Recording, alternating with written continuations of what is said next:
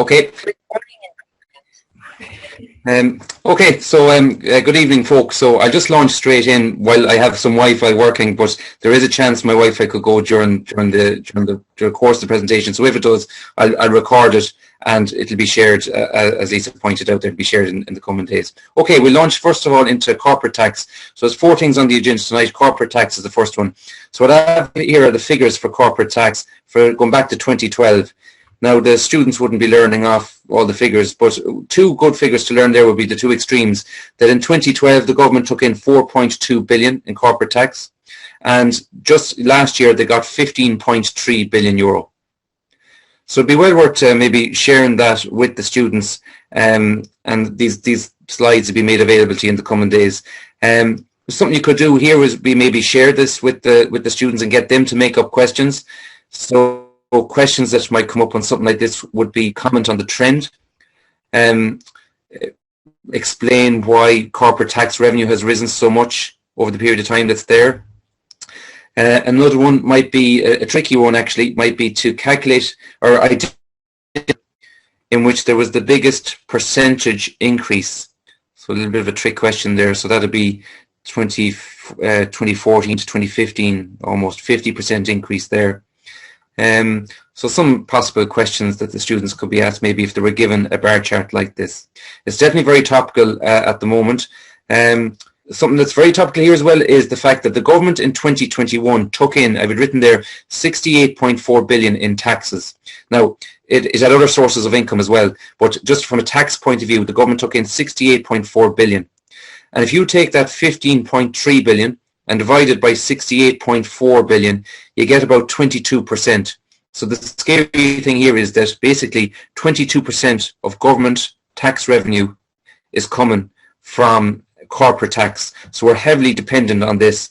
And that's not well, it's great while the money is coming in. How sustainable is that? You know, we're very vulnerable now maybe to multinational companies if they were to pull out or if they were to suddenly become unprofitable. So we kind of have all our eggs in one basket in a way. So a solution then would be to broaden the tax base so that we're not so reliant on it. There's been changes to corporate tax this year. So there's been 2 big changes to corporate tax. So I'll do them now so that everybody's clear on them. The first thing is there's 2 pillars, 2 changes. There's pillar 1 and pillar 2. I'm going to start with pillar 2 because it's the easy one. So the 15% rate, there's a myth out there in the media that the 12.5% is gone and now we're 15%. That's actually not the case at all. The 15% rate only applies to firms that have 750 million euro or more in revenue. Now, not profit, but revenue. That word is important there. So basically, if a firm earns 750 million euro or more in revenue, it's paying the 15% rate. But most firms don't earn 750 million euro or more. Most firms in Ireland, including most of the multinationals, earn below 750 million. So the 12.5% actually is remaining for most firms. So it would be wrong to say that our 12.5% is gone and has been replaced. It hasn't. So the 12.5% is definitely there, and the 15% is only for the biggest firms. Okay, so that's that's called pillar 2. The OECD called that pillar 2. So that's and they've called it a global minimum tax. What that means is a global minimum tax rate. Students sometimes think when they say, "Oh, all countries now have to charge 15." So that's obviously incorrect. The lowest a country can go, well, it's illustrated there. These global minimum tax rates, but obviously countries can go as high as they wish. I'll come back to pillar 1 in a second. If you look at this map, it gives you corporate tax rates in other countries. So, for example, in Germany, around 30%. Now, it depends on how profitable the firm is and their revenue, but 30% there for Germany. Poland, 19%. France have very high corporate tax, 34% there. Spain, 25%. So no harm for the students to learn 1 or 2 corporate tax rates in some other countries in the EU. Just as a matter of interest, something else in relation to corporate tax, and I'll go back to pillar 1 then in a second. In 2023, that's next year, the UK are increasing their corporate tax rate from 19% to 25%.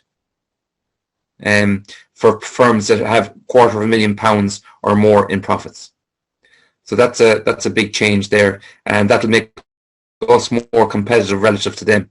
So there'll be 25% corporate tax. Will be half that for most firms. Okay, I'll go back to the previous slide. Pillar 1 then, a little trickier. This is another change that's coming in as well as part of the changes to corporate tax. So what's happening here is this is aimed at the Amazons and the Googles. This Pillar 1 is aimed at firms with global sales over 20 billion. Okay, so let's take, for example, I'm just making this up now for a minute. I'm half making it up. Google has their European office is in Dublin, but they're making profits in Spain, right? So they're making money in Spain, but those profits are being sent back to Dublin, and the corporate tax is paid in Dublin. So Spain are losing out there, and we're gaining. So to deal with that, to them, and in a way, Google are dodging tax in Spain to pay the lower rate in Ireland. So to deal with that, firms that have global sales of over 20 billion euro. Okay, there's a sentence here. I'll just make it large that summarizes it nicely, and I'll read it out at you. So for companies that have global sales in excess of 20 billion, they will be countries like Spain will be able to tax multinationals like Google that operate within their borders, even if they don't have a physical presence there. So I'll leave that there on the screen for a minute. That sentence would be handy if your students had it. In case you can't see it, I'll call it countries such as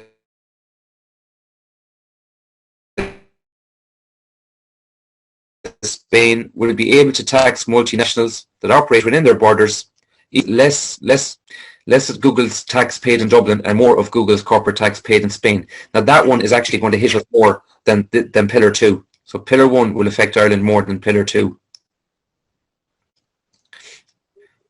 Okay, so hopefully that sentence summarizes it for you.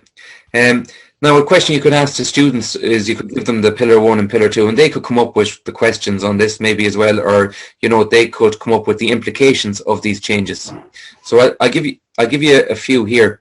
First of all, there's 1,500 multinationals operating in Ireland, and of them 56 are going to be affected by these corporate tax changes. So 56 are going to be affected.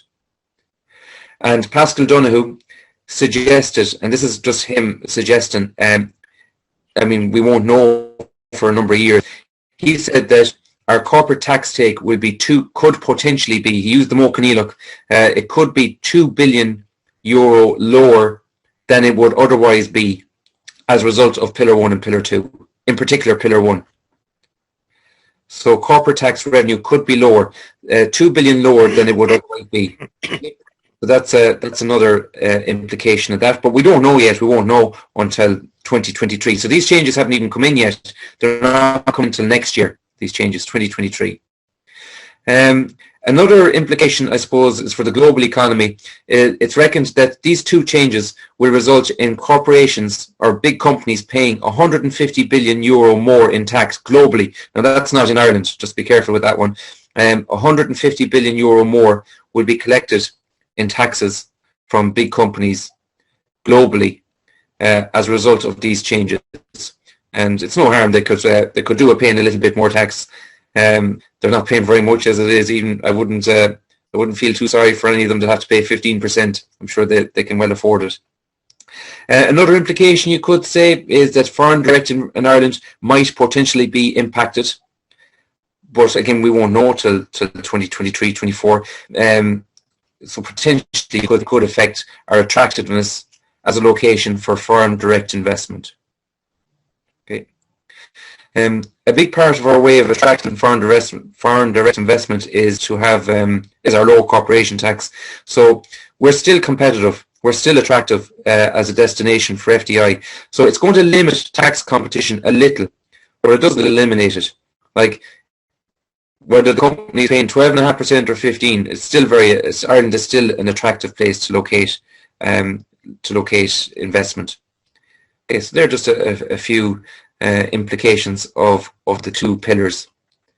That's that. I showed you the map of Europe. If you Google, you can just find this yourself by Googling corporate tax Europe, and you'll find this map.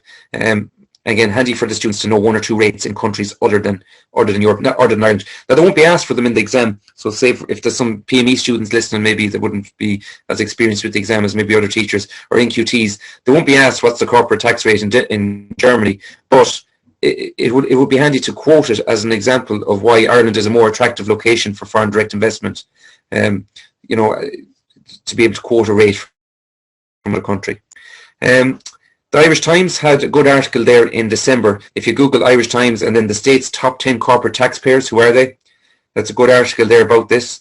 I've used up all my my free access to the Irish Times. I think you're allowed so many hits a month, so I've used them all up for this month. So I had taken a few things from the article.